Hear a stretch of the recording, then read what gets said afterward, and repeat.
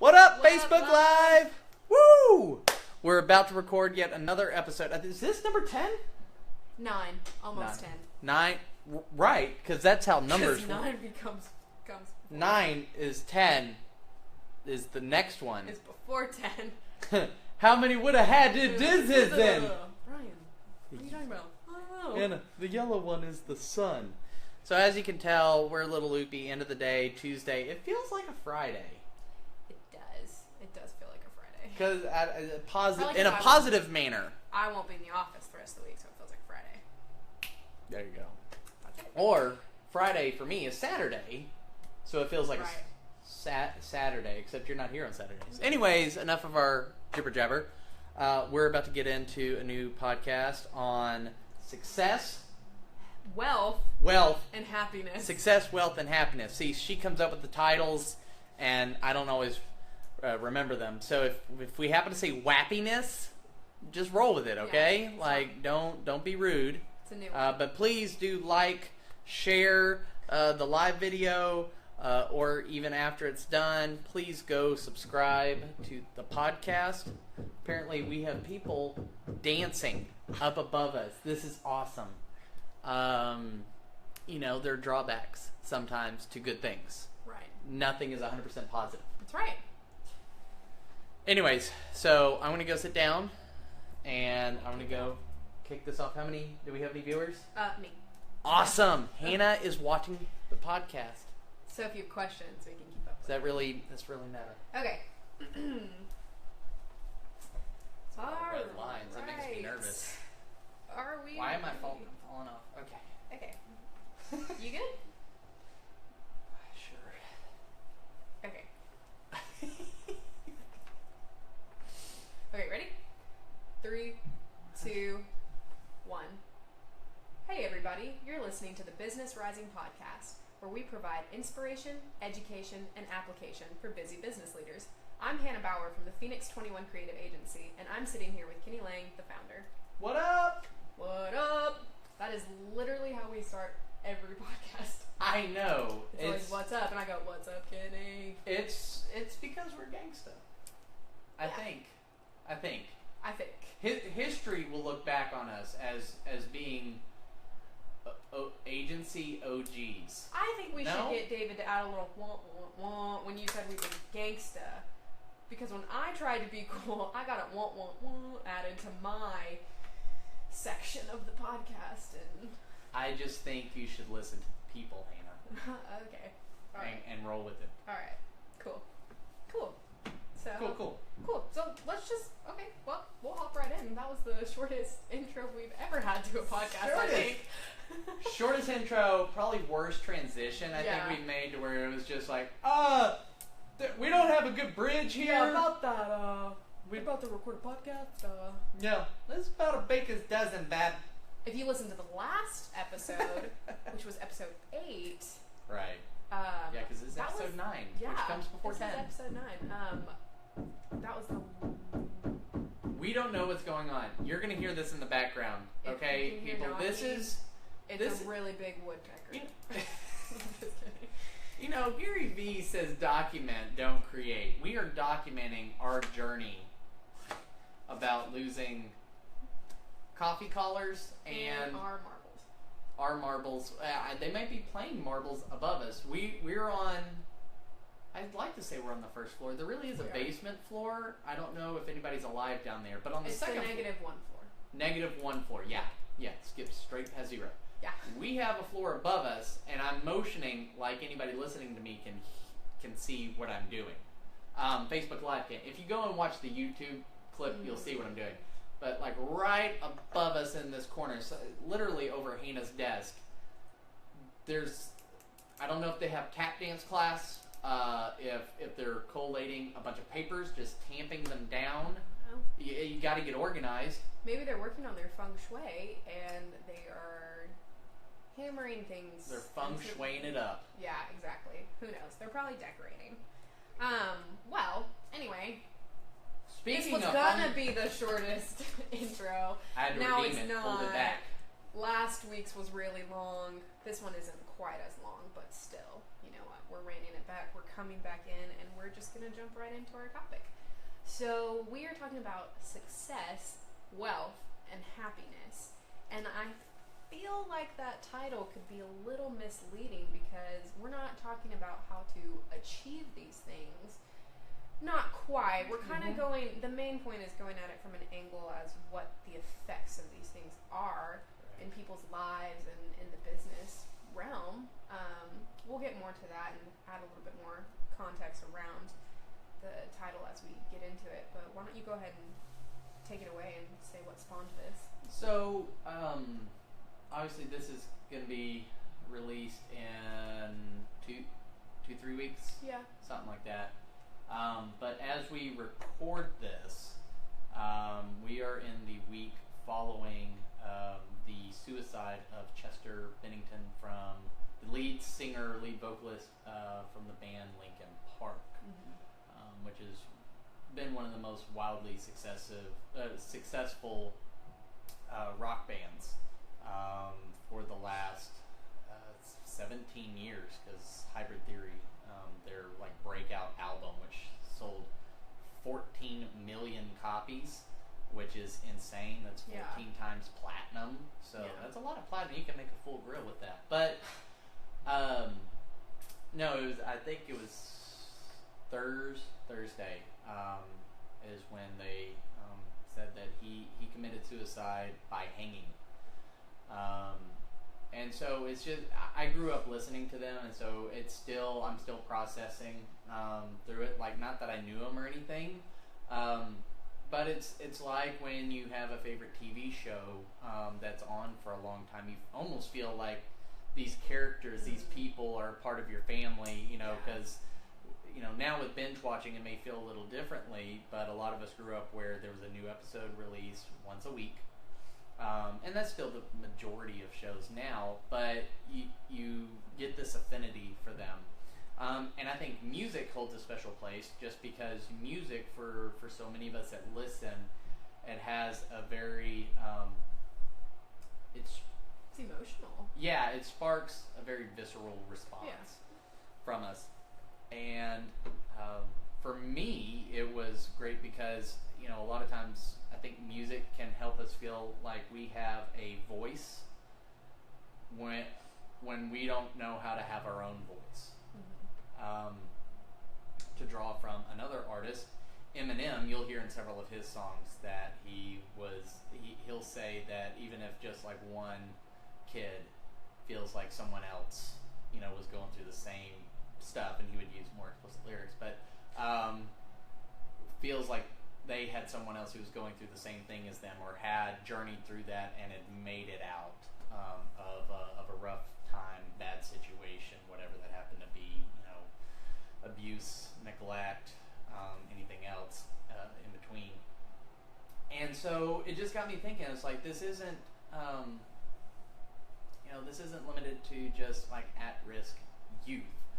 And even, lately at a lot of Gary Vaynerchuk's keynotes, which, he releases on his podcast, the Gary V Audio Experience, or on YouTube, on his channel, I watch or listen to a lot of his keynotes, and you'll start to hear a lot of similarities, and I know a lot of people have an issue with that. Well, go execute what he's saying and quit whining. But one of the things that I've heard him bring up that honestly I wish he would speak more into is the high rate of suicide and the startup entrepreneurial space. So many people feel like they have to be this A-type founder who's getting, who has an idea and is, generating round after round of tens and hundreds of millions of dollars, or getting to that $1 billion valuation. Everybody wants to be the next Uber of this, that, or the other thing, and somehow you are complete another failure unless you are doing this great big, financial thing. And so between the two of those, it's just got me thinking a lot about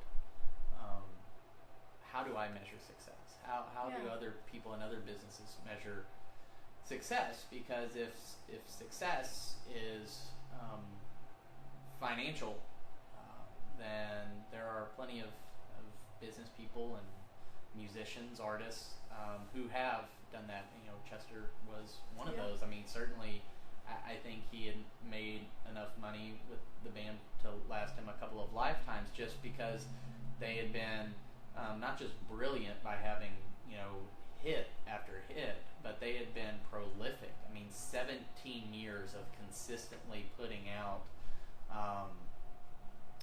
music and a really devoted following with the LP Underground. You know, they weren't hurting. So all that financial success didn't bring him happiness. And this isn't to be coarse or callous or crude.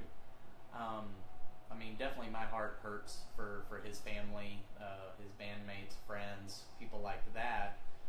Because no matter what you think of his music or even of, you know, I've wondered, like, you know, I don't know what his faith situation was, and you know, the two of us have a faith orientation where we believe people end up in heaven or hell, and whether or not where he ended up, you know, we won't know. But you know, he was a human being. He was a fellow member of Team Human. And no matter where you stand or agree with anybody, whether it's a musician, a business person, an entrepreneur, and a teenager, they're a human. Right. And we're a human. And your heart should hurt a little bit, even if you didn't consume their music or jump in. So I want to bring this up. One, it's timely and it stirred this, and I want us to be transparent. And some of this may just be for me to process out loud. But I really think that each of us, you listening right now, whether you're driving in the car, running on the treadmill, going for a walk with your dog, or just on your lunch break, how are you measuring success? What does success look like for you? And is that success, you know, tied to your happiness? Or are you happy and that actually fuels your success? Like, right. You're successful because you're happy, not that you're happy because you're successful. Right. And then wealth comes into that. So anyways, just something that came top of mind, and I thought would make a good topic. And I would think for busy business leader, high achievers, driven people who are listening to this, I feel like I fall into that category. Sometimes it does feel like you're on a consistent treadmill, and so I just want to have a really frank conversation and maybe give somebody the freedom to step out of the rat race mentally and emotionally and get their happiness, their joy, and then find their success. Right. If you don't listen any further, truly, I hope you find a deep, abiding joy, and that fuels your success and not the other way around. Yeah. No, I think that's such a this is such a prevalent topic because, I mean, we go through this every day, like you said. People are facing it, even, you know, people as young as I am and younger. Mm-hmm. You know, I'm 21 and I'm barely considered middle class, I guess. And it's just, okay, am I going to be working 2 jobs the rest of my life, struggling paycheck to paycheck? And you think, okay, where does my happiness stem from? Am I putting all my hopes that if I had $2,000 extra a month, $20,000 extra a month, I'd be happier? Life would be so much better because I wouldn't be stressed out about this and that. And I mean, it is, you know, how we view success is completely tied. Unfortunately, people tie it to their happiness. So I think let's just dive in a little bit deeper. I mean, like you said, if people stopped listening a few minutes or a few seconds ago, you know, they would have. Which, not that we're encouraging you. Please listen through. We promise to deliver good stuff. You would have been encouraged, but you know, let's get a little bit deeper and start diving into it a little bit more. Do you have a personal experience with this that you can kind of tie back into this topic? Yeah, I think. Well, I have probably a couple ways I could come at it, and I was thinking about this earlier in the day. We're gonna have more sound effects in this episode than any other episode.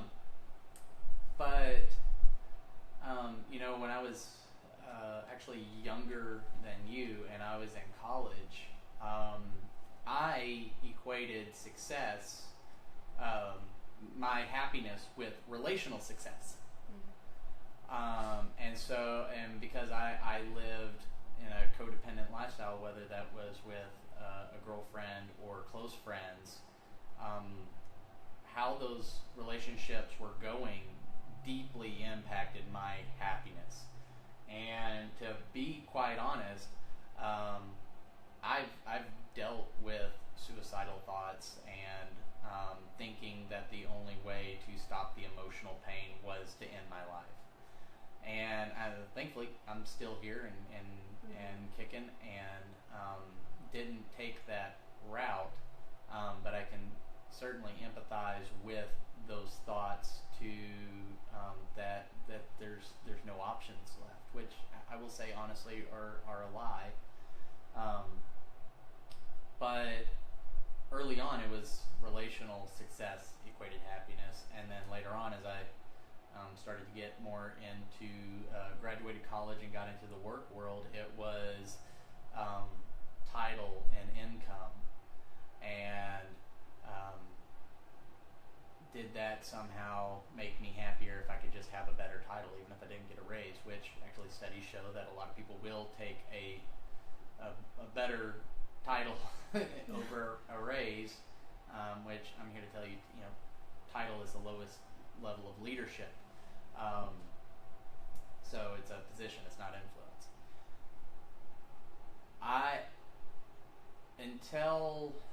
And I would say, well, it's not like I'm totally free from it, but I have found it easier over the last maybe 6 months to a year to really start to just find joy and happiness independent of my achievements.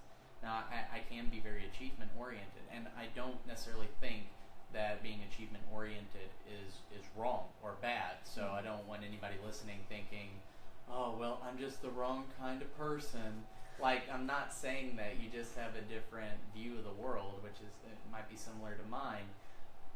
But I think you have to understand where to place those drivers inside of you in right order. You know, it's kind of like the ingredients when you're baking or making a dish or cooking anything is frequently it can be about the order in which you put those ingredients in. Right. No ingredient is better or worse than the other. They all come together to make a whole dish, but you need to do them in a certain order in order for everything to come out right on the end. And I think that's the same way that we need to organize these sort of drivers of success and wealth and happiness. And I think really, I mean, happiness kind of flows off the tongue and fit our title better, but really joy, I think, is a better word for us. Yeah. Because to me, that's kind of, I picture it like this deep river, you know, this underground stream that's just constantly flowing. It's below the surface of everything else that's going, is that there is this deep, abiding joy. Right. Because happiness is momentary. Right. And there's nothing wrong with happiness. No, of course not. Who doesn't like to be happy? But there can be times where I don't feel overly enthusiastic and happy and woohoo! But it doesn't mean that I'm sad or unfulfilled. Right. There can be a quiet happiness. That may be watching my kids interact with each other, or just watching them peacefully watch a movie on the couch, or seeing my wife serve our family in the home. That could be getting to help somebody and not get anything in return. I'm not clicking my heels, but there's this joy inside of me that just feels energized. And none of that ever gets tied into money. And it wasn't a needy thing, so it doesn't go back to codependency. Like I needed that to be I need this person to act this way for me to be happy. So I'm off the roller coaster, but it just refuels that joy. And a lot of the joy for me is influenced by my faith in God, and how I believe He's created me and who He's created me to be, and that I was made on purpose with a purpose for a purpose, and that I get to serve out that purpose, and I derive joy from walking the journey of fulfilling that purpose every day. Right. How do you think people find the balance? Because I mean, you look at people in Hollywood who have enough money to probably support 3 families. Right. Or more, depending on who they are. Right. Especially if they sold massive houses that they live in. And you see so often that they're not happy because they come to find out that money doesn't supply happiness or joy, what you just talked about. Right. But at the same time, you see people who don't have enough money, aren't making ends meet, and they're not happy by the lack of money. Right. So is it just to expect that all middle class people are going to be happy? I know we talked about it's where you find your source of joy and happiness, but I mean, let's be real. The pressure comes along with money, and it's not. None of our conversation is about getting rid of the pressure. It exists. It's there. Suck it up. That's part of life. We may, I butcher some quotes and put them together in a Franken quote here, but like we don't get to choose what happens to us, but we do get to choose how we respond. Right. So tweet that. But so what I think it is defining success for yourself. Something I know I reference him all the time, but he has a lot of just spot on, really good content. And lately, Gary Vee's been talking a lot about defining success for yourself. Right. That a lot of his stuff, people thought he was fueling the fire of build bigger, grow more funding, more customers, more users, more this, more that, more hustle, more hours, more. And he's come out and said, look, that's, this sort of operation, this level, this, $150 million plus agency, 700, like that's his flow. That's where he is most happy, and good for him. It's awesome to see what he's done. But he said, if you're totally good with going home at 5 or 6 o'clock and having your full weekends and making $50, $60, $70, $80,000 a year, whatever that looks like, if that's happiness to you, if more family time is more happiness for you, if more time to volunteer at a church or a nonprofit of some sort is more happiness for you, then go do that. Chase that. Trying to chase someone else's definition of success will always frustrate you. Yeah. It's like if a fish tried to climb a tree its whole life, it would feel like a failure. It wasn't designed to climb a tree. If you put it in the water, it's at the apex of design and purpose. It's most fulfilled when it's there. And that's where I think we need to say, where is my happy spot? Where is it that I am doing something that is fulfilling? It is meeting my financial obligations, and I'm getting this whole picture of life, not just this one slice. Work life, business life, is defining success for all the other parts of my life. That's insanity. Yeah. And I think what we need is to stop, to pause, and break ourselves out of that cycle. So how did you narrow down and find, your definition of success? Because you talked about how your definition of success was kind of codependent on somebody else and doing life with somebody else. What brought you back to, I don't really want to say reality, but what brought you to that point where you were able to redefine your idea of success in a healthy way? It was having really honest people around me that I could trust to snap me out of a lack of reality, fantasy land. I will say the biggest thing that has helped me temper because I'm achievement oriented. I want to tick the boxes. I want to be better than you. When I compete, like even if it's Monopoly, like I am driving you out of business. Like, yeah. I get this drive, but what's helped temper that has been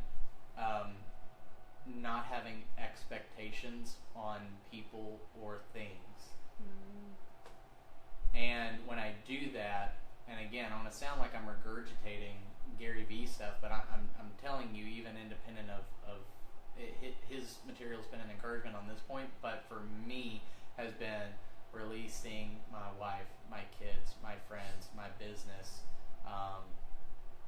from these certain expectations, and then even releasing myself from these expectations. And what that's done is, in place of the expectations, gratitude has filled that in, so that when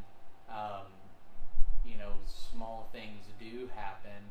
Before it was, why wasn't this better, and why wasn't it this, and why isn't this going my way for me, and I'm doing this. It became just an overwhelming sense of gratitude. Instead of why isn't our business bigger, it's I am so incredibly grateful for the clients we do have. Instead of why don't I have a team full of employees in our office look like Google, and where we got nap pods and ping pong tables and stuff like that. I love nap pods. Right? Yeah, okay, so we may think about that. But instead, I can be incredibly grateful that I have one very committed and talented part-time team member. Yes, I'm bragging on you. And then I am overwhelmed with gratitude for finding this office space that we're sitting in, instead of why isn't it this perfect glass model? No, it is a step up. Instead of saying why am I not at the end, it's being thankful for the step I just took. Yeah, I mean, if you look at it that way, things can always be better. Yeah, they can always be worse. Too. Right, and I'm always driven by that, but you can't let that diminish the step you're on or the steps you've taken.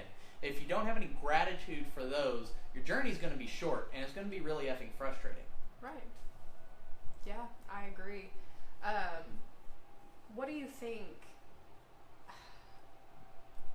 How do people become aware? Like, what are some signs to watch for if you have an unhealthy point of view of success? Mm-hmm. I mean, you could say, duh, you're unhappy, you're frustrated all the time, but honestly, some people don't recognize that. They really don't. Yeah.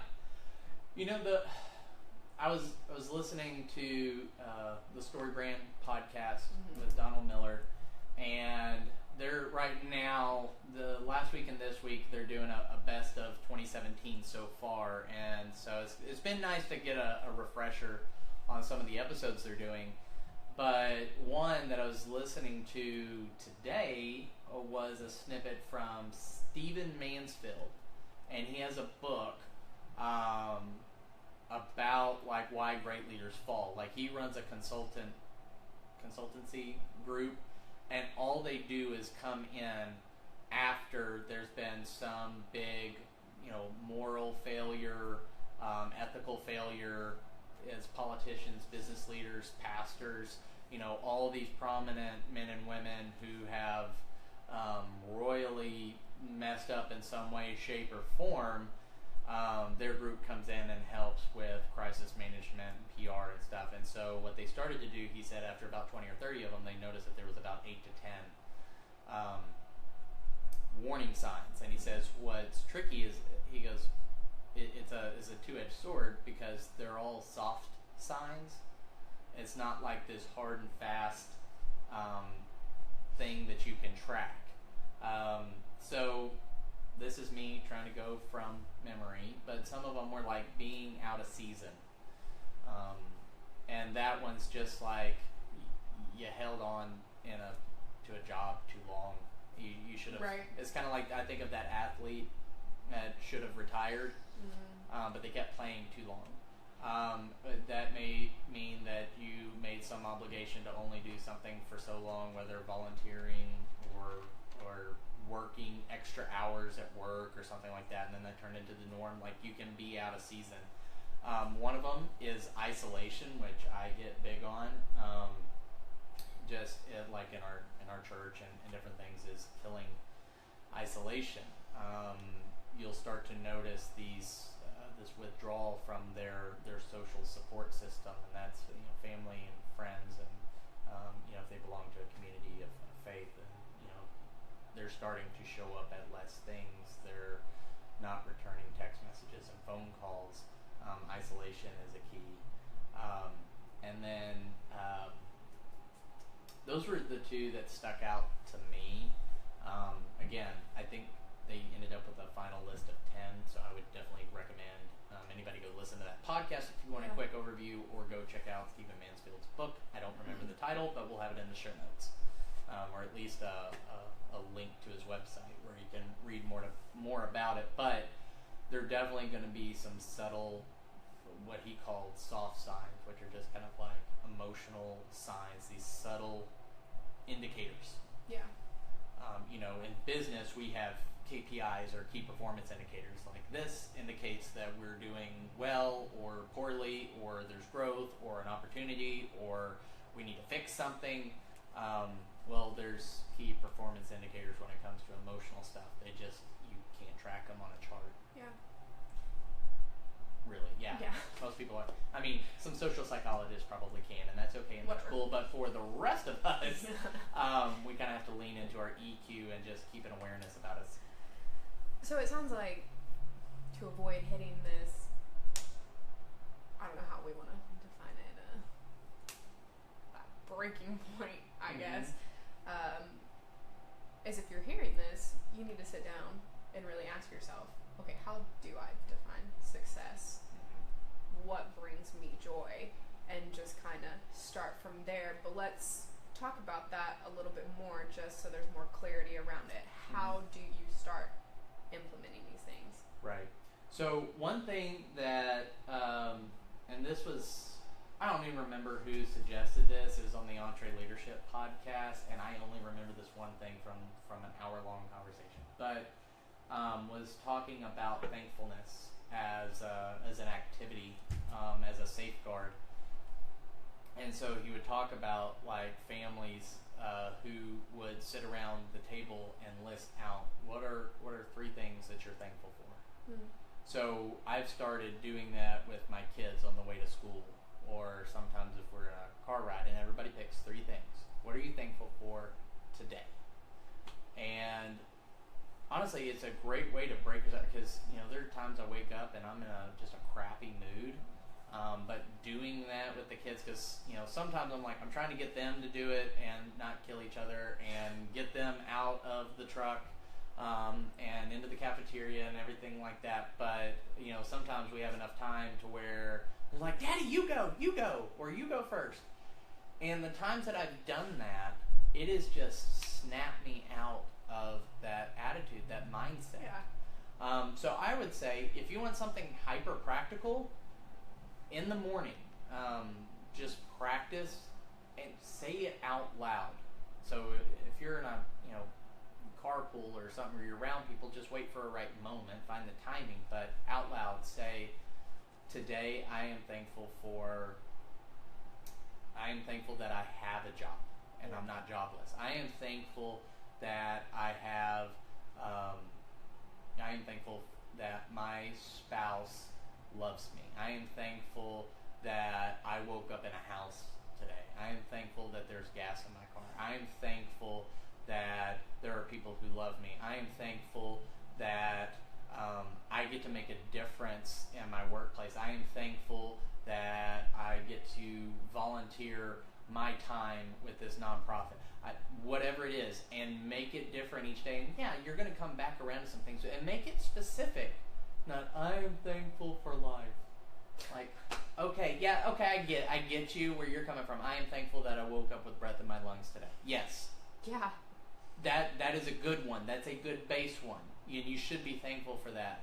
But I'm saying drive in, because you can, the more specific you can start to get, the more the list of gratitude and thankfulness will start to stack up, and the stuff that bothers you and the missed expectations and everything will start to pale in comparison. Again, we don't get to choose what happens to us. We get to choose how we respond. Yeah.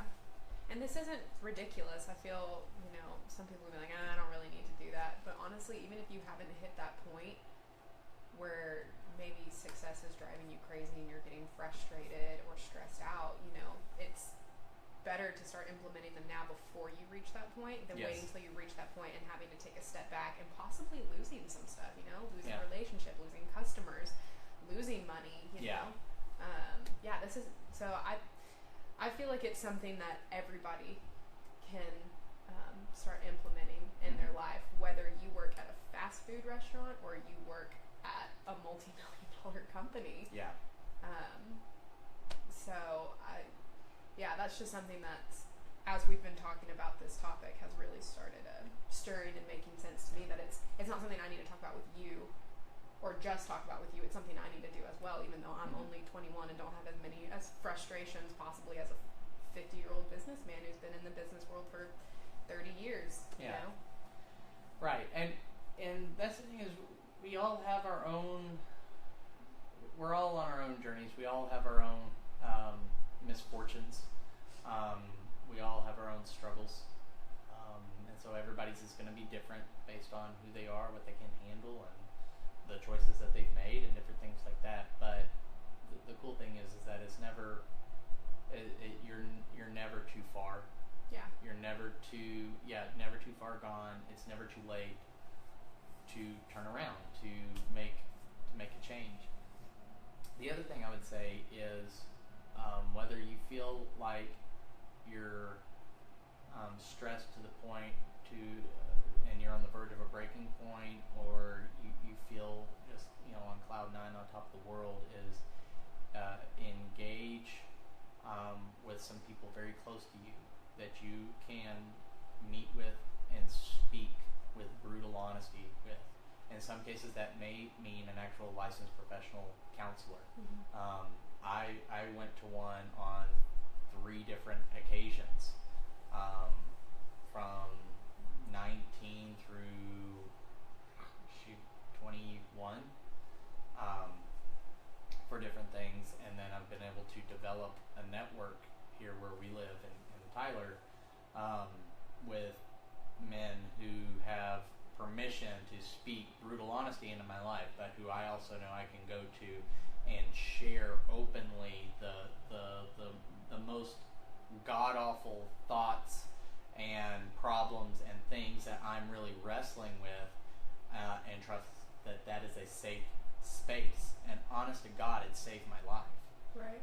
It saved my marriage. It saved this business. It's been transformative, because I'm not living in isolation, because I'm living in the light, not to speak Christianese or anything like that, but truthfully living in, I don't want to say necessarily accountability, certainly I am, but really in empowerment, to be honest and to get those sort of things out, because otherwise I think we find out how true the statement is. I got to hear Pastor Stephen Furtick speak live, and I watch a lot of this stuff on YouTube, but he had a quote in a talk in one of his messages that just really hit me between the eyes was that a lot of times my worst enemy is my inner me. But if I'll invite people in to speak truth into what I'm hearing in my head, not like voices and things like that, but we all have kind of an inner dialogue of our thoughts. But if I invite honesty and to shine a bright light in a dark spot, then one, I tend to make better decisions, and two, it brings me into the reality, into the truth that I am loved, I am accepted, I do have things to be grateful for. Could things be better? Always, like you said. But I am thankful for where I've been, where I currently am, and then it gets me excited about where I'm going. And that produces this joy in me that keeps me from giving in to, just massive frustrations and disappointments. And honestly, that's probably been the biggest game changer for me. Yeah. No. And anybody can start there. Find one person. Yeah. One flippin' person that you can be brutally honest with and trust, and that it's not judgment, and it's not even giving advice. Yeah, sometimes I need advice, but to be quite honest, most of the time we just need people to listen to us. Of course, yeah. Voice what's going on and give in the some head. feedback if it's invited, but you're not going to get some advice. I don't go to these men all the time. Sometimes I just need them to hear me out. And if it's upsetting, be upset with me. If it's, troubling, they're troubled for me, but they're walking with me, because the biggest thing is that I'm not alone. And to bring this kind of full circle is when you give suicide an actual real thought, like that could be a legitimate option, you feel completely and utterly alone. Right. Even if you are surrounded by people, the lie is you are alone, no one understands you, the pain is too great, and there's no other way out. And I just don't think that is the truth. But I think we exist in communities for a reason. And if we'll engage with them, then I think they'll shine a bright light in a very dark spot in our hearts and minds. And that could be the difference between life and death for us. Or at least a full life, or a life filled with destruction and disappointment and despair. Yeah. Well, I feel like that's a well-rounded discussion that we just had. I mean, obviously you can't run around this track enough, because it's not, this isn't a how-to podcast, but it's something that's very important, and that I think a lot of people, everybody, can empathize with. Right. So why don't you just leave us with a little bit of inspiration, encouragement for people? Yeah. So I would, to you listening right now, I just want to encourage you that you are not alone.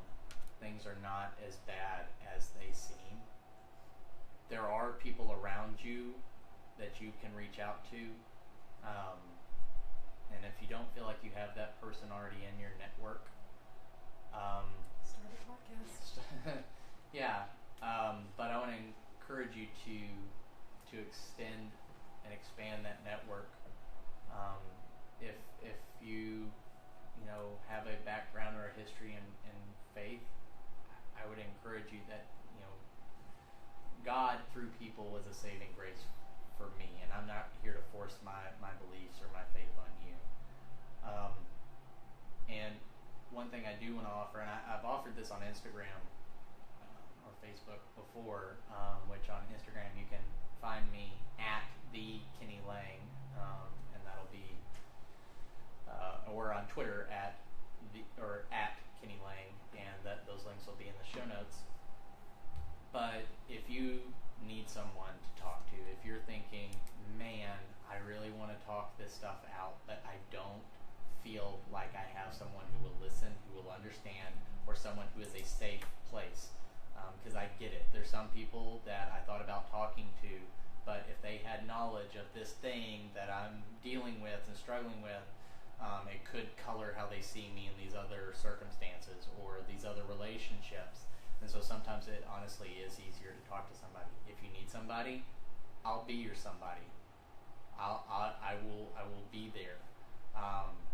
And I'm not out to save you or anybody, because that's way beyond my abilities.